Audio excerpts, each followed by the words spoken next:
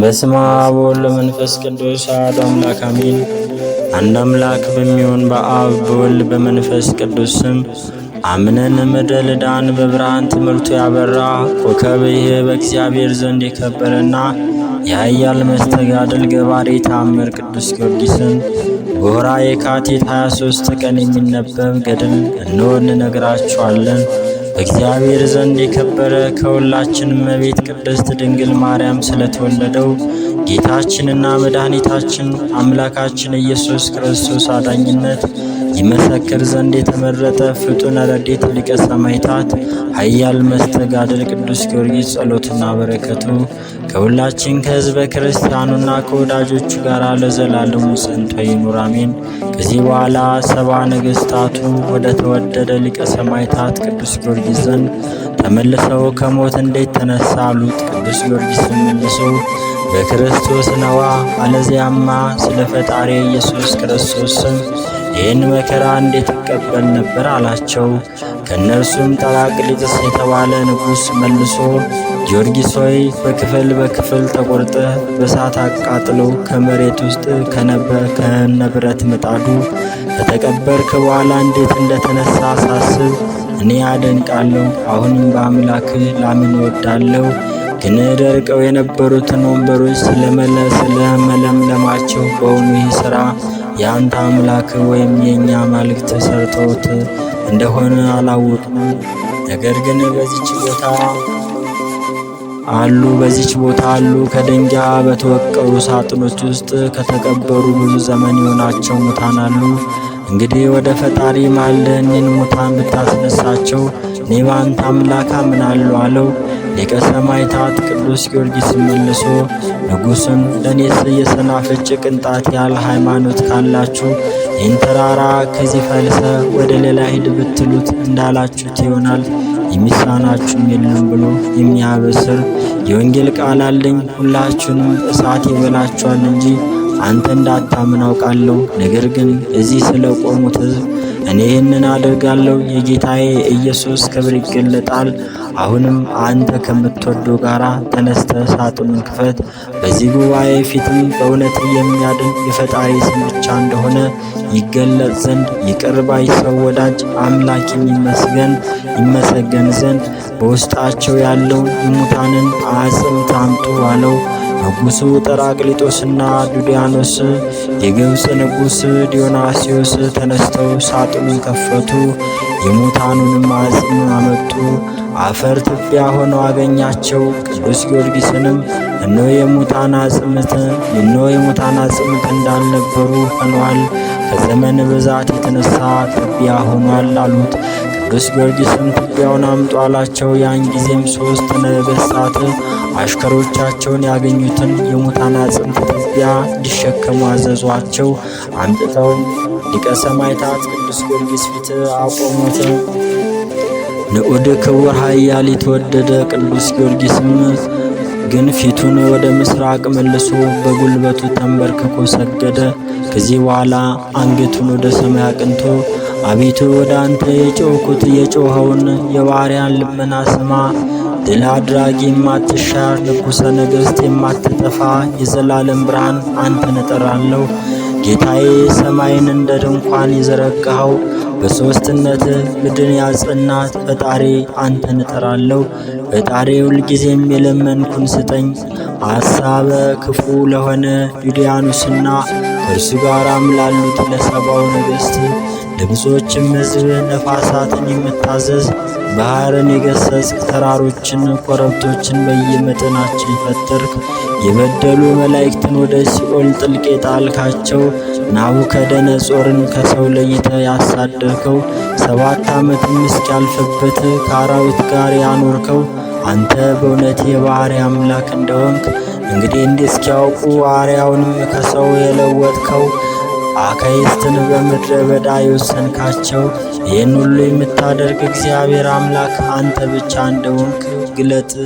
አቤቱ አምላኬ ወይ ሁሉን የፈጠርክ አንተ ስለሆን ታስባለና ጠፍተው የነበሩትን የመለስክ አንተ ነህ። ኃይልና ምስጋና ይገባሃል ለዘላለም አሜን። ጸሎቱንም ጨርሶ አሜን ባለ ጊዜ ሰማይ ጨለመ። ታላቅ ንውጽውጽታና መብረቅ ነጎድጓድም ሆነ። አፈር ትቢያ የነበሩ አጽምትም ሕይወት አደረባቸው። ከመሬትነታቸውም የተነሱት 5 ወንዶች 9 ሴቶች 3 ሕፃናት ናቸው። ስለተደረገውም ታምራት ነገሥታቱንና ከእነርሱ ጋር የነበሩትን ሕዝብ ታላቅ ፍርሃት ያዛቸው። ሁሉም ይንቀጠቀጡ ጀመር። ንጉሥ አትናስያም በከበረ ሊቀ ሰማዕታት ቅዱስ ጊዮርጊስ ጸሎት የተደረገውን ይህን ታላቅ ታምራት ባየ ጊዜ ከተነሱት ሙታን መሃል አንዱን ጠርቶ ስም ማን ነው አለው። ከሞት የተነሳው ያ ሰውም ስሜ አውራስ ነው አለው። ንጉሡም መልሶ ከሞትክ ስንት ዘመን ነው አለው። ሞቱም 430 ዓመት ነው አለው። በዚህ ዓለም በነበርክ ጊዜ ክርስቶስ በዘመንህ ወደዚህ ዓለም መጥቶ ነበርን አለው። አልመጣም አለው። እንግዲያስ ያ ጊዜ ከአማልክት ማንን ታመልክ ነበር አለው። ያም ከሞት የተነሳው ሰው የማያይ የማይሰማ የማይናገር ነፍስ የሌለው ጣዖት አመልክ ነበር። ይኸውም በተለያዩ ጊዜ ምሕረት ወደሌለው ሲኦል ጥልቅ ጉድጓድ ወዳለው ጨለማና የእሳት ባህር አወረዱኝ። በዚያም ውስጥ ሳለው 430 ዓመት ሙሉ እኔ በሚያስጨንቀው ፍላት ውስጥ ነበሩ። አጶሎን ጣዖት ከእኔ ጋር ነበር። ይልቁንም እርሱ አንተ ጎስቋላ አወከኝን፣ ነፍስ የሌለኝ ጣዖት ነኝ እንጂ እኔ አምላክ አይደለሁም። ፈጣሪን እግዚአብሔርን ትተ ለምን ለሰይጣን ሰገድክ? ስለ ስራህ ከኔ ጋር ለዘላለም ቅጣትን ትቀበላለህ እያለ ያሰቃየኝ ነበር። ከጥቂት ቀን በኋላ ሕያው እግዚአብሔር ኢየሱስ ክርስቶስ ወደ ሲኦል ወረደ። የብርሃን መስቀል በፊቱ ይሄድ ነበር። በሲኦልም ውስጥ ተገለጠ። ምርኮኞችንም ሁሉ ነፃ ወጣ። በእኛና በሲኦል ላይ የተሾሙ መላእክት ተቀበሉን። ፍጥረቱን ሁሉ የፈጠረ እግዚአብሔርን ስላመለካችሁት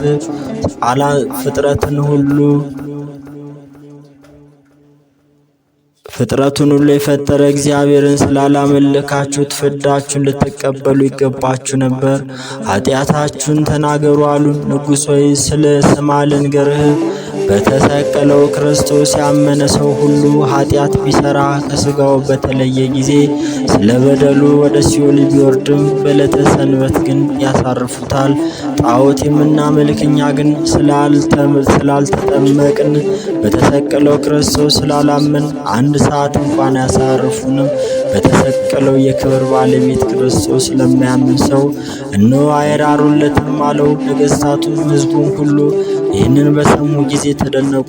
ንጉሥ ድዲያኖስም ሞቱን አንተ በዚህ ነገር ተጠንቀቅ፣ አንተ ከሞት 430 ዓመት ስለሆነ ከዘመን ብዛት የተነሳ ልብ እንደ እሳት በገናናው አምላክ አጶሎን ስም እምላለሁ። አሁንም ለታላቁ አምላክ ለአጶሎን ሰግድ ዘንድ ከሙታን ከተነሱ ከወንድሞች ጋር ናለው።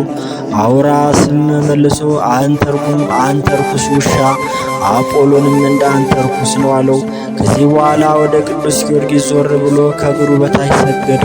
እውነተኛ ብርሃን ከእርሱ ጋር ወደ ኢየሩሳሌም ሰማያዊት ትሄድ ዘንድ በፍጹም ናፍቆት የሰማይ መላእክት ሊቀበሉ የሚጠባበቁ የጌታችንና መድኃኒታችን ኢየሱስ ክርስቶስ ወዳጅ ጌታዬ ኃያሉ ደግ ሰው ቅዱስ ጊዮርጊስ ሆይ እዘንልን። እኔና ጓደኞቼ እስከዚህ ቀን ድረስ በገሃነም ስንሰቃይ ኖረናልና አሁንም ከመቃብረ ሲኦል የወጣነው በአንተ አማላጅነት ነው። አሁንም ለእኛ ምሕረትን አድርግልን። የጌታችን ኢየሱስ ክርስቶስን ጥምቀት ማዕተም ስጠን። በጌታችን ኢየሱስ ክርስቶስም እናምናለን። ወደ ወጣንበት ገሃነም እሳት ዳግም እንዳይመልሰን ወደ አምላክ እግዚአብሔር ስለኛ ወዳጆች እንድጸልይልን እንማልድሃለን አለው። የተወደደ ሊቀ ሰማዕታት ቅዱስ ጊዮርጊስም የሃይማኖታቸውን ጽናት ባየ ጊዜ በእግሩ ምድርን ረገጠው። እጅግ ጥዑም ውሃ ፈለቀ። ሁሉም በሐዋርያት ቅዱስ ያዕቆብ እጅ የክርስትናን ጥምቀት ተቀበሉ። በአብና በወልድ በመንፈስ ቅዱስም አጠመቃቸው። ከዚህ በኋላ ቅዱስ ጊዮርጊስ የሕያው እግዚአብሔር ልጅ ኢየሱስ ክርስቶስ ጻድቃንን በሚያነሳበት ቀን እስኪያነሳችሁ ድረስ ሂዱ እረፉ አላቸው። ምድሩን ረግጦ በአማላጅነቱ ወደ ተድላ ገነት አስገባቸው። ዳግመኛም ያያቸው የለም። ንጉሡ ዱድያኖስም አንጋጦ 1 ሰዓት ከቆየ በኋላ ከእርሱ ጋር ወደ ነበሩት 70 ነገሥት ተመልሶ ጊዮርጊስ ስራውን አልተውም አላልኳችሁምን? አጋንንትን ሰው መስለው በፊታችን እንዲታዩ አድርጎ ሙት አስነሳው ይለናል አለ። ከዚህ በኋላ 70 ነገሥት እርስ በርሳቸው በዚህ አስማተኛ ላይ ምን እናድርግ ይሆን? በዚህ በገሊላዊ ምን እንደምናደርግ እኛ አናውቅም ተባባሉ። እንደዚሁም ከምድር ላይ ጥለው በእሾህ በትሮች እንዲገርፉ ታዘዙ። ደሙን በምድር ላይ እንደ ውሃ ፈሰሰ። መሳቲ ዱድያኖስ ሂዱ፣ አገሩን ዙሩ፣ በድህነቷ የሚመስላት የሌለ ድሃ መበለት ፈልጋችሁ ከሚያዩት ሰዎች ለይታችሁ ጊዮርጊስን ከዚያ አስሩት ብሎ ቅዱስ ጊዮርጊስን ወደዚያች መበለት ቤት እንዲያመጡት አዝዞም ከዚያ አሰሩት። በማግስቱም ንዑድ ክቡር የተወደደ ቅዱስ ጊዮርጊስ ተነሳ፣ ሰውነቱንም ተፈውሶ አገኘው። ቤቱም ሁለንተናው የሚበራ ነበር፣ ፊቱም ሁለንተናው የሚበራ ነበር። በቤት ከእርሱ ጋር የነበሩ ጭፍሮቹም ግን ብርሃኑን ባዩ ጊዜ በግንባራቸው ወደቁ። ጌታችንም ሰረገላውን ቅዱስ ጊዮርጊስ ባለበት ቤት ላይ ያደረገ ሊቀ መላእክት ቅዱስ ስላትያልንም ቅዱስ ጊዮርጊስን እንዲያገለግለው ላከለት። ኃይልን መልቶበት በፍጹም ምስጋና ወደ ሰማይ አረገ። ኃያል መስተጋድል ሊቀ ሰማዕታት የከበረ ቅዱስ ጊዮርጊስም ጭፍሮቹን እጃቸውን ይዞ አስነሳቸው፣ አረጋጋቸው። በሰላም ወደ ቤታቸው እንዲሄዱ አሰናበታቸው። እርሱ ግን በድሃይቱ መበለት ቤት ተቀመጠ። የከበረ ቅዱስ ጊዮርጊስም እነሆ 6 ቀን ሆኖኛልና ምንም እህል አልቀመስኩም፣ ርቦኛል፣ እባክሽ እንጀራ ስጭኝ ልብላ አላት። ድሃይቱም መበለት መልሳ ጌታዬ ይቅር በለኝ፣ እንጀራ በቤቴ የለኝም አለችው። ተመሰገነ ቅዱስ ጊዮርጊስም እንዲህ ቆራሽ እንጀራ በቤትሽ እስክታጭ ድረስ ማንን ታመልኪያለሽ አላት። እርሷም ታላላቆችን አማልክት አጶልን፣ ብርያፍሊስን አመልካሉ አለችው። በቤትሽ እህል እንዳይኖር ከእግዚአብሔር የእውነት ፍርድ ፈርዷል አላት። በልቧም እነሆ ይህንን እንግዳ ሰው ሳየው እግዚአብሔር መልአክ ይመስላል። እኔ ወጥቼ ከጌቶቼ በጎረቤቶቼ ለዚህ ለተቀደሰ ለእግዚአብሔር ሰው እንጀራ እፈልጋለሁ። በእርሱ ምክንያት ይቅርታን አገኝ እንደሆነ እርሱ ቢበላ እኔም እበላለሁ፣ ልጅም ይበላል አለች። ይቺ ድሃ መበለትም ከቤቷ በወጣች ጊዜ አንገቷን ወደ ሰማይ አቅንታ አቤቱ ሰማይን የዘረጋኸው ያጸናው፣ በከዋክብትም ያስጌጥከው፣ ተራሮችን መጥን የፈጠርክ፣ በሰው ባህሪ ከሃሊነትን የገለጥክ፣ ፍጥረቱንም ለማዳን በመስቀል የዋልክ፣ በነቢያት የተገለጥክ፣ እንዲያመሰግኑት መንፈስ ረድኤትን ያሳደርክባቸው፣ ቸርነት የማይነገር ብርሃነ በዓለም ሁሉ እንዲገለጥ ያደረግ፣ ምድርን በውሃ ላይ ያጸናት፣ አቤትኑ የዚህ ሰው ፈጣሪ እግዚአብሔር ሆይ እያለች እየጮች አለቀሰች። ይቺ ድሃይቱ መበለትም እንዲህ እያለች በማሰብ ወደ ቤቷ ተመለሰች። የጌታችንና የመድኃኒታችን አምላካችን ኢየሱስ ክርስቶስ አገልጋይ የከበረ ቅዱስ ጊዮርጊስ ግን ታስሮና ጀርባውንም ከአምዱ ጋር አስጠግቶት ነበር። ተቀምጦም ሳለ ፊቱም እጅግ ያበራ ነበር። የተወደደ ቅዱስ ጊዮርጊስ ጀርባው ከቆመው ምሰሶ ጋር በተጠጋ ጊዜ ምሰሶም በቀለ፣ ስር ሰደደ፣ ለምልሞም ታላቅ ዛፍ ሆነ። ቅርንጫፉም ከድሃይቱ መበለት ቤት በላይ ወጣ። በሀገሪቱ ቅጽር በላይም 15 ክንድ ከፍ አለ። እነሆ ሊቀ ሰማዕታት ሊቀ መላእክት ቅዱስ ሚካኤል ከሰማይ ወርዶ ምግቡን አመጣለት። ንዑድ ክቡር ቅዱስ ጊዮርጊስ ከመጣለት ምግብ ከበላ በኋላ ሰማያዊውን ምግብ ከሴቲቱ መሶብ ላይ አደረገ። መሶቡም ነጭ እንጀራ መላበት። ቤቷም ተባረከ። መልካሙን ሁሉ ነገር እንደ ነገሥታት ቤት ሞላ። ይቺ ድሃይቱም መበለትም ወደ ቤቷ ገብታ የተወደደ ሊቀ ሰማዕታት ቅዱስ ጊዮርጊስ ፊቱ እንደ ፀሐይ ሲያበራ ባየሽ ጊዜ ዳግመኛም እንጀራውንም በቤቷ የመላውን መልካሙን ነገር ሁሉ ያደረገውንም ምሰሶ ባየሽ ጊዜ ፈራች፣ ደነገጠች። ከተወደደ ቅዱስ ጊዮርጊስ እግር በታች ወደቀች። በልቧም እኔስ የገሊላውያን አምላክ ሰው ተመስሎ ወደ እኔ የምስኪን ቤት ገብቷል፣ ድህነቴን አይቶ ረዳኝ እላለሁ አለች። ከዚህ በኋላ ፈጥና ጌታዬ ራራልኝ በማለት ከእግሩ በታች ሰገደች።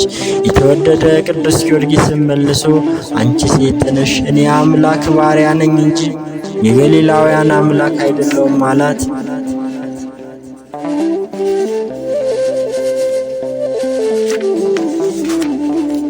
ዳዊቱም መበለት መልሳ የአምላክ ባሪያ ከሆንክስ እኔ ባሪያ ሞገስ አግኝቼ እንደሆነ የምነግርን ስማኝ። ጌታዬ በፊት አንድ ነገር ልናገር አለችው። ኃያሉ ቅዱስ ጊዮርጊስ በይ ተናገሪ አላት። ጌታዬ 4 ዓመት የሆነው ልጄ ዲዳ፣ ደንቆሮ፣ ዕውር፣ አንካሳ ነው። ለጎረቤቶቼ እንኳን ላሳየው አፍራለሁ። እኔ እርሱን ጸንሼ 4ቱን ሆነኝ። አባቴ ሞተ። ከወለድኩት ጀምሮ ማንም እንዲያየው አላደረኩም። አቤቱ ይቅርታ ታደርግልኝ እንደሆነስ እባክህ ልጄን ፈውስልኝ፣ እኔም በአምላክ እግዚአብሔር አምናለሁ አለችው። የተወደደ ቅዱስ ጊዮርጊስም የእግዚአብሔር ቸርነት ዛሬ ይደረግልሽ፣ ሕፃኑም ወደዚህ አምጪው አላት። ከዚህ በኋላ ሕፃኑን አምጥታ በተወደደ ቅዱስ ጊዮርጊስ አጠገብ አስቀመጠችው። የተወደደ ቅዱስ ጊዮርጊስም ችላ አላለም። ፊቱን ወደ ምስራቅ መልሶ ወደ እግዚአብሔር ጸለየ እንጂ ሕፃኑም በፊቱ ነበር። ጨርሶ አሜን ባለ ጊዜ በሕፃኑ ዓይኖቹ ላይ አማተበ። በፊቱም ላይ ፋለበት። ፍም መስሎ እንደ ድንጋይ ተፈንቅሎ ከሕፃኑ ዓይኖች ላይ ወደቀ። ያን ጊዜም አየ። ሴቲቱም ደግሞ በጆሮው እንዲሰማ አንደበቱን እንዲናገር በእግሩም እንዲሄድ ቸርነትን ፍጹም ትሆንለት አለችው። የተወደደ ቅዱስ ጊዮርጊስም በዚህ ጊዜ አገኘው ጸጋ ይበቃዋል። እኔ ከአንቺ እርሱን እስከመሻበት ጊዜም ጠብቂ። እኔ በጠራሁት ጊዜ ይሰማል፣ ይሄዳል፣ ይናገራል፣ ቃሌንም ይፈጽማል፣ ያገለግለኝማል አላት። ሴቲቱም ግን ቃል ልትመልስለት አልደፈረችም፣ የመልአከ እግዚአብሔር ፊት የመሰለ ፊቱን ታይ ነበርና። ያን ጊዜም ከሃዲያኑ 70 ነገሥት ወጥተው በሀገሪቱ አደባባይ እየተዘዋወሩ አማልክቶቻቸውን ቤት የበረበሩትን በፍርድ እየመረመሩ ሲዘዋወሩ ንጉሥ ዱድያኖስ ከቅዱስ ጊዮርጊስ አማላጅነት የተነሳ በእግዚአብሔር ቸርነት የለመለመችውን ደረቅ እንጨት ከሀገሪቱም ቅጽር በላይ 15 ክንድ ከፍ ብላ አይቶ ተደነቀ። ንጉሥ ዱድያኖስም ከእርሱ ጋር ይሄድ ለነበረ 70 ነገሥት በዚህች ቦታ ስለለመለመችውና ከፍ ከፍ ስላለችው ታላቅ ዛፍ ዛሬ በዚች ሀገር የምናየው ይህ ድንቅ ነገር ምንድን ነው አለ። ይቺ ታምራትማ እኮ ከገሊላው ጊዮርጊስ የተደረገች ናት አሉት። ከዚህም በኋላ ሰፈሩት፣ 15 ክንድ ሆነ። ቅዱስ ጊዮርጊስ ስላደረገው ታምራት አደነቁ። በዚች ቤት ውስጥ ማን አለ አሉ። በዚች ዳዊቱ መበለት ቤት ውስጥ ቅዱስ ጊዮርጊስ እንዳለ ነገሩት። ከሃዲ ዱድያኖስም ያሰርነው ያዝናል ብለን አልነበረምን? ደስ ብሎ ታያችሁትን አለ። ያን ጊዜም ንጉሥ ተቆጥቶ የከበረ ቅዱስ ጊዮርጊስን እየጎተቱ ራሱን እየቀጠቀጡ 20 ጎልማሶች በአራት ተከፍለው ሰውነቱን ሁሉ በደረቅ ቁርዝ እየገረፉ ወደ እርሱ እንዲያመጡ ታዘዘ። ሥጋውም እየተቆራረጠ በምድር ላይ ወደቀ። ደሙም በአፍንጫው እንደ ውሃ ፈሰሰ። የነደደ እሳትም አምጥተው ጎኑን እንዲተኩሱ ታዘዘ። ጎኑን እስኪያር ድረስ በነደደ እሳት አቃጠሉት። ዳግመኛም እስከ ጆሮው የሚጠልቅና ፊቱን ሸፍነው የብረት ድስት ሰርተው በላዩ እንዲተፉበትና እሳት እንዲያነዱበት አዘዞ። እንዲሁ አደረጉበት። ዳግመኛም የአካዲ ንጉሥ ግንድ አምጥተው ቅዱስ ጊዮርጊስን አጋድሞ ከግንዱ ጋር በ3 ችንካር እንዲቸነከሩት በላዩም ላይ ዝፍት አፍልተው እሳት እንዲያነዱበት አዘዘ። የከበረ ኃያሉ ሰማዕት ቅዱስ ጊዮርጊስ ግን አንድም ቃል አልመለሰም። ልቡም በሰማይ ካሉ ከሰማያውያን ቅዱሳን መላእክት ጋር ነበረ። ከዚህም በኋላ እንደ መጭመቂያ ዕቃ የተሰራ የስቃይ መሳሪያ ላይ አውጥተው ሰውነቱን እንዲሰነጥቁትና እንዲጨምቁት አዘዘ። አንጀቱ ሁሉ ወጥቶ ከምድር ላይ እስኪዘረገፍ ድረስ እንዲህ አደረጉበት። ቅዱስ ጊዮርጊስ ከስቃይ ብዛት የተነሳ ነፍሱ ከስጋው ተለየች። የተወደደ ቅዱስ ጊዮርጊስ ስጋውን በሙሉ በእሳት አቃጠሉት፣ እንደ አመድ ሆነ። ከሃዲው ንጉሥ ዱድያኖስም የከበረ ሊቀ ሰማዕታት ቅዱስ ጊዮርጊስን የተቃጠለ የሥጋውን አመድ አፍሰው በቀፉ አድርገው ይድራስ ወደሚባል ተራራ ወስደው ምእመናን እራሪ አመዱን እንኳን እንዳያገኙት ብለው በነፋስ እንዲዘሩ ታዘዘ። ደብረ ይድራስ ማለት ምድረ በዳ ማለት ነው። ወታደሮች የሥጋውን አመድ በተራራው ነስንሰው ተመለሱ። ያን ጊዜም መብረቅ ነጎድጓድ ትልቅ ንጹሕታ ሆነ። ምድርም ከመሠረቷ እስክትናወጽ ድረስ ከሰማይ ድምፅ ተሰማ። ጭፍሮች 3 ምዕራፍ ያህል በራቁ ጊዜ ጌታችን ኢየሱስ ክርስቶስ መላእክት እየዘመሩ ከበውት ብርሃንን በተመላሽ ደመና ላይ ሆኖ ከሰማይ ወረደ። በዚያችም ተራራ ላይ ተቀመጠ።